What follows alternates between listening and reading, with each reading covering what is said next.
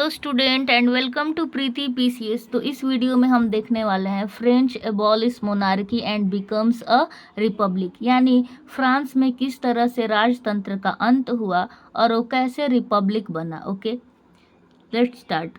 The situation in France continued to be tense during the following years, यानी कि जो situations था ना, जो स्थिति था फ्रांस में, वो लगातार तनाव की स्थिति, टेंशन जो हम लोग बोलते हैं, ड्यूरिंग द फॉलोइंग ईयर्स, आने वाले आगे वर्षों में भी ना टेंशन ये सिलसिला बना हुआ था। Although Louis 16 has sign the constitution, यद्यपि जो लुइस 16 था वो कॉन्स्टिट्यूशन पे साइन कर दिया था, फिर भी ये टेंशन बना हुआ था। He entered into secret negotiations with the king of Persia. क्यों? क्योंकि वो किंग ऑफ पर्सिया, जो पर्सिया के राजा थे ना, उसके साथ वो गुप्त रूप से, सीक्रेट यानी वो कुछ ना कुछ वार्ता, नेगोशिएशन माने होता है वार्ता करना, कुछ ये लोग बात करते रहते थे। Rulers of other neighbouring countries too were worried by the development in France and made plans to send troops to put down the event that had been taking place there since the summer of 1789। यानी कि जो गर्मी था ना, गर्मी के बाद जो 1789 में ये क्या करते थे, जितने रूलर्स थे ना, लाइक अगर यहाँ पे फ्रांस है तो फ्रांस में अब क्या चल रहा है कि हम लोग रिपब्लिक होने वाले हैं। तो अब पर्सिया के राजा को, बाकी इधर जितने अदर कंट्री थे वो लोग को टेंशन होने लगा कि अगर ये रिपब्लिक की मांग करने लगेंगे और ये बन गया तो अदर जो कंट्री है यहाँ की भी जनता मांग करेगी। तो ये लोग क्या करते थे, प्लान करते थे कि हम इसे पुट डाउन, ख़त्म कर देंगे इस इवेंट को। बिफोर दिस कुड हैपन, अभी ये ख़त्म करते उससे पहले ही the national assembly voted in April 1792 to declare war against Persia and Australia. जो नेशनल असेंबली बनाया गया था ना, उसने वोट कर दिया 1792 में और ये डिक्लेयर कर दिया कि हम पर्सिया और ऑस्ट्रिया के विरुद्ध एक क्या करेंगे, वॉर, युद्ध लेके आएंगे। ठीक है। Thousands of volunteers thronged from the province to join the army, यानी बहुत सारे वॉलंटियर्स जो स्वयं सेवक थे उन्होंने ज्वाइन कर लिया आर्मी को। They saw this as a war of the people against kings and aristocracies all over Europe, यानी ये युद्ध को किस तरह से देखते थे, यानी लोगों के खिलाफ जो राजा और उनके जो सपोर्टिव लोग थे, जो उनके खिलाफ काम करते थे, उनके विरुद्ध में ये जनता के जंग के रूप में देखा जाता था। जो 1792 में ये लोग ऑस्ट्रिया और पर्सिया के खिलाफ युद्ध करने का जो निर्णय लिए थे, इसको ये लोग किस रूप में लिए कि ये किसके लिए कर रहे हैं हम, पीपल अगेंस्ट किंग्स, यानी कि राजा के खिलाफ ये जनता का जंग है। Among the patriotic song they sang was the Marseillaise composed by a poet Rouget de Lisle, यानी कि इसी बीच ये लोग एक देशभक्त गाना गाएं जिसका नाम क्या था, किसके द्वारा कंपोज किया गया था, तो एक पोइट था, एक कवि था, रोजेट डी लैलिस, इसके द्वारा ये मार्सलीज, ये इनका सॉन्ग था मार्सलीज। अब ये क्यों आया ये भी बता रही हूँ। It was sung for the first time by volunteers from Marseilles as they marched into पर्सिस Paris and so got its name. बोल रहा है the Marseillaise is now the national anthem of France. ये जो सॉन्ग था ये गाया गया पहली बार वॉलंटियर्स, यानी जितने स्वयं सेवक थे जो युद्ध में पार्टिसिपेट, वार में ये लोग पार्टिसिपेट कर रहे थे, इन्होंने गाया इस मार्सलीज को। और उसी के बाद ये पेरिस में गाया गया, क्योंकि रिपब्लिक के लिए विद्रोह कहाँ हो रहा था, पेरिस में ही, फ्रांस की जो कैपिटल है पेरिस। इस तरह से Marseilles is the now the national anthem of France, France का ये राष्ट्रगान बन गया। ठीक है। अब आ जाते हैं अगला पॉइंट। यहाँ तक समझ में आ गया कि कैसे ये लोग टेंशन में थे, जबकि लुइस 16 जो था कॉन्स्टिट्यूशन पे साइन कर दिया था, बट ये लोग सीक्रेट नेगोशिएशन, कुछ ना कुछ गुप्त बात करते थे। तब तक फिर क्या किया, जब तक ये लोग और कुछ करते हैं तब तक नेशनल असेंबली क्या कर दिया, डिक्लेयर कर दिया कि अब हम वॉर करेंगे, किसके खिलाफ, पर्सिया एंड ऑस्ट्रिया के खिलाफ। उसके बाद अब क्या होता है उसको देखते हैं। The revolutionary were brought losses and economic difficulties to the people, while the men were away fighting at the front. Women were left to cope with the task of earning living and looking after their family, यानी इसमें जितने क्रांतिकारी थे उन उसमें सब लोग थे जो इकोनॉमिक डिफ़िकल्टी से भी जूझ रहे थे, वो सब लोग थे जिनके पास पैसा भी कम था। और इसमें क्या हुआ कि जो मेन थे ना, वो लोग बाहर चले जाते थे युद्ध करने के लिए और कमाने के लिए कि कुछ ना कुछ तो काम होगा। और जो फीमेल थी उन पे जिम्मेवारी किस चीज़ का आ गया था? लुकिंग आफ्टर माने देखभाल करना, उनके परिवार का देखभाल करना, ठीक। Large sections of the population were convinced that the revolution had to be carried further as the Constitution of 1791 gave political right only the richer section. ये क्यों हुआ? क्योंकि जितनी बड़ी संख्या थी ना, जो कॉन्स्टिट्यूशन बना था 1791 का, उसमें राइट किसको था? ओनली द रिचर सेक्शन को था। सिर्फ जो अमीर लोग थे उन्हीं के भलाई के लिए था। तभी तो ये लोग फिर डिक्लेयर किए थे 1792, जस्ट एक साल के बाद। अब क्या हुआ? Political club became an important rallying point for the people who wished to discuss government policies and plan their own form of action। यानी जो पॉलिटिकल क्लब बना, अभी ये क्लब का नाम बताऊंगी। कुछ क्लब थे, राजनीतिक क्लब, जो कि बहुत महत्वपूर्ण बात करते थे, क्या क्या डिस्कशन करेंगे, हम रैली निकालेंगे तो उस पॉइंट पे, और किस तरह से हमारी गवर्नमेंट की पॉलिसी होगी, हमारा प्लान क्या होगा, हम कैसे उस प्लान को एक्शन लेंगे, ये सब पे ये लोग डिस्कस करते थे। The most successful of this club, और इन सभी क्लबों में से जो सबसे मोस्ट सक्सेसफुल, जो सबसे ज़्यादा सफल क्लब था, was that of the Jacobins.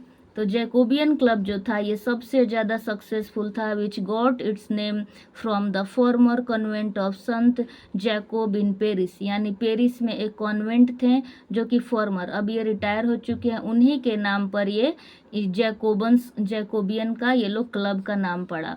Women too who had been active throughout this period formed their own clubs। यानी औरतों ने भी इस जो एक्टिव सक्रिय चीज़ को देखा कि सब अपनी डिमांड कर रहे हैं, तो औरतों ने भी बहुत सारा चीज़ किया और अपने लिए एक क्लब बनाया। But section 4 of this chapter will tell you more about their activity and demand.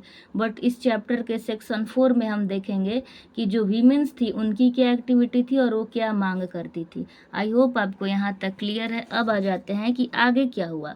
The member of the Jacobin club belonged mainly to the less prosperous sections of society.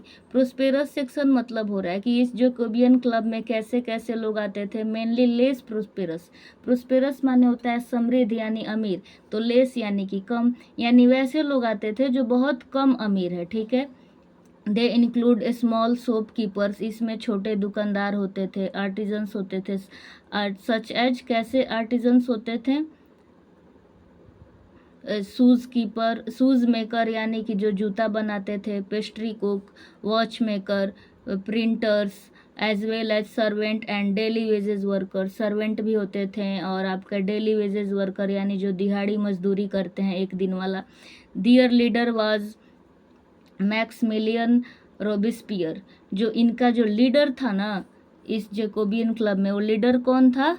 Maximilian Robespierre. A large group among the Jacobians decide to start wearing long striped trousers similar to those worn by dock workers। और इन्होंने क्या किया कि हम ये जो Jacobian club था, इस क्लब ने डिसाइड किया कि हम क्या करेंगे, ये धारीदार स्ट्राइप वाला, स्ट्राइप माने धारीदार, हम एक ट्राउज़र पहनेंगे लॉन्ग वाला, ठीक, लॉन्ग स्ट्राइप ट्राउज़र। क्यों भाई, ऐसा क्यों किए?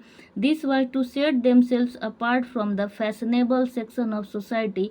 ये दिखाना चाहते थे जो फैशनेबल, जो बहुत ज़्यादा फैशन वाला एक सेक्शन था अलग सोसाइटी यानी समाज का, जो फैशन से समृद्ध समाज था, उस हिस्से को ये लोग दिखाना चाहते थे। स्पेशली नोबल्स हु और नीज ब्रीचेज, यानी कि जो घुटने तक वाला जो कपड़ा पहनते थे उसको ये लोग दिखाना चाहते थे और ख़त्म करना चाहते थे कि आप ऐसा नहीं पहनिए, ये उनके खिलाफ थे और इन्होंने लॉन्ग लेके आए। अब आगे क्या है इसको देख लेते हैं।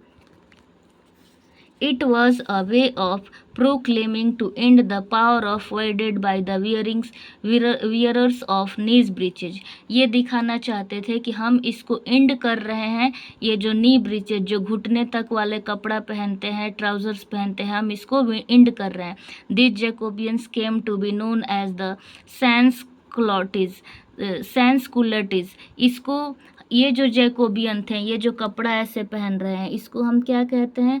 सेंसकुलेटिज. ये सेंसकुलेटिज कपल हैं, यानी इसका मतलब है लिटरली मीनिंग, इसका मीनिंग है दोज विदाउट नी ब्रीचेज, यानी जो घुटना तक का कपड़ा नहीं पहने उसी को बोलते हैं सेंसक्लूटिज. सेंसक्लोटिज मैन वोर an additional the red cap. ये लोग एडिशनल एक अलग से रेड कैप भी पहनते थे, ठीक है. That symbolise liberty. ये जो रेड कैप था वो किस चीज़ का सिंबलाइज था? लिबर्टी, यानी आज़ादी का. Women however they are not allowed to do so. Women को ये आज़ादी अभी नहीं था, ये अलाउ नहीं था कि वो ऐसा कपड़ा पहने.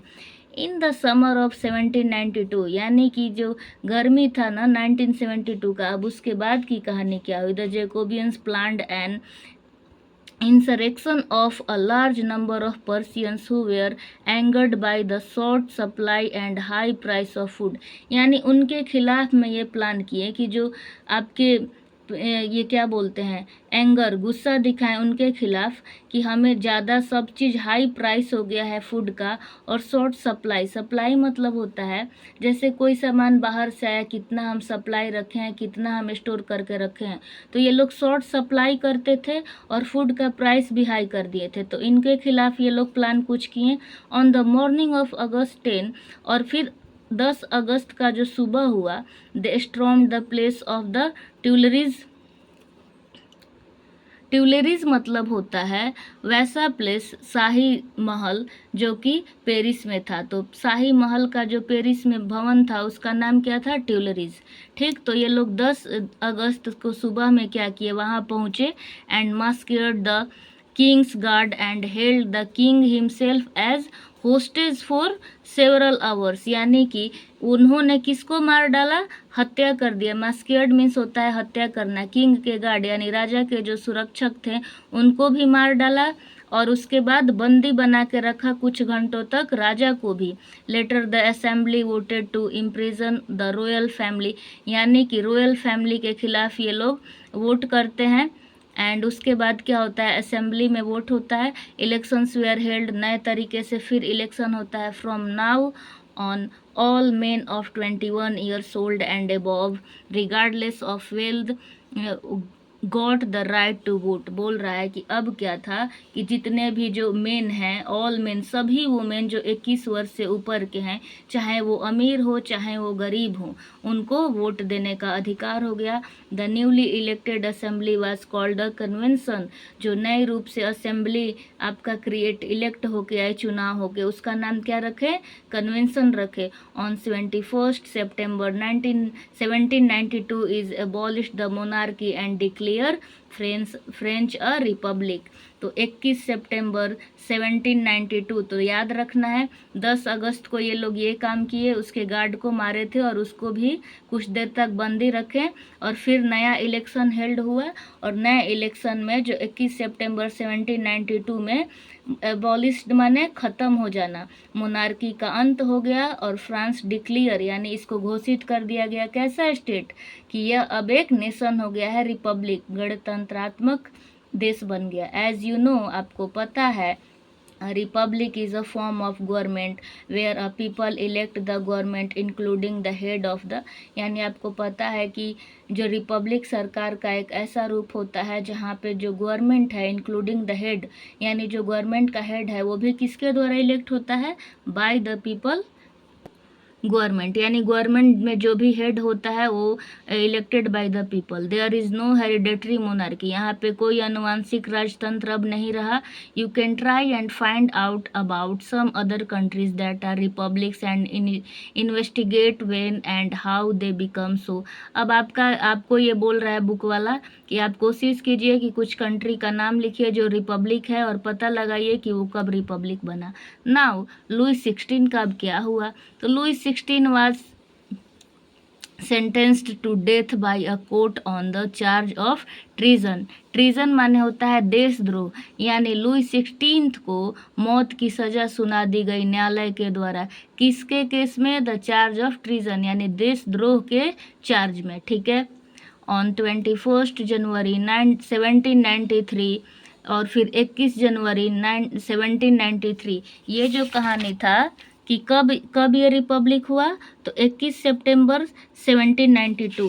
और अब इसको फांसी कब मिल रहा है? सितंबर के बाद फिर अक्टूबर, नवंबर, दिसंबर, 3 महीने के बाद फिर 21 जनवरी 1793 नया ईयर आया और 21 जनवरी को इसको क्या कर दिया गया? He was executed publicly at the Place de la Concorde, यानी एक जगह था डी ला कॉनकोर्ड, उसी में इसको सार्वजनिक रूप से इसको फांसी दे दिया गया, इसको मौत की सजा दे दी गई। The queen Marie Antoinette met with the same fate shortly after, और शीघ्र ही यानी जल्दी ही, फेट माने होता है हश्र, रानी जो थी मैरी इसकी वाइफ, उसका भी वही हश्र होने वाला था जो लुई 16 के साथ हुआ। तो आई होप बच्चा लोग आपको अच्छे से समझ में आ गया। एक बार मैं रिकॉल करा देती हूँ कि कैसे ये लोग टेंशन में थे जबकि ये साइन कर दिया था फिर भी, और किस तरह से पर्सिया और ऑस्ट्रिया के खिलाफ नेशनल असेंबली ने डिक्लेयर किया कि हम 1792 में वॉर करेंगे। और फिर मर्सलीज जो कि नेशनल एंथम बन गया, कौन कंपोज किया था? तो पोइट रोजेट डी लैलिज। ठीक है। उसके बाद क्या हुआ? तो मेन क्या किए? तो बाहर कमाने जाते थे और लड़ने भी, और औरतों पे जिम्मेवारी आ गया कि लुकिंग आफ्टर देयर फैमिली, वो घर का देखभाल करेंगी। फिर उसके बाद ये कॉन्वेंट वाला मैंने पार्ट पढ़ाया, और सबसे सक्सेसफुल जो क्लब था वो था जेकोबियंस क्लब। जेकोबियन कौन था? तो एक फॉर्मर कॉन्वेंट था पेरिस का। उसके बाद इसमें कौन कौन से मेंबर थे, इन्होंने क्या क्या किया, ये रेड कैप क्या शो कराता था, ब्रीचेज भी आपको समझ में आ गया। अब ये वाला जो है ना, ये एक फीमेल है जो दिखाती है, तो ये फीमेल वाला बाद में पार्ट पढ़ेंगे। आपको ये समझ में आया? आई होप कि अब इंटरनल कुछ भी MCQ पूछे या फिर आपका लॉन्ग क्वेश्चन पूछे कि आप अच्छे से कर लेंगे। Thank you so much guys for watching this video.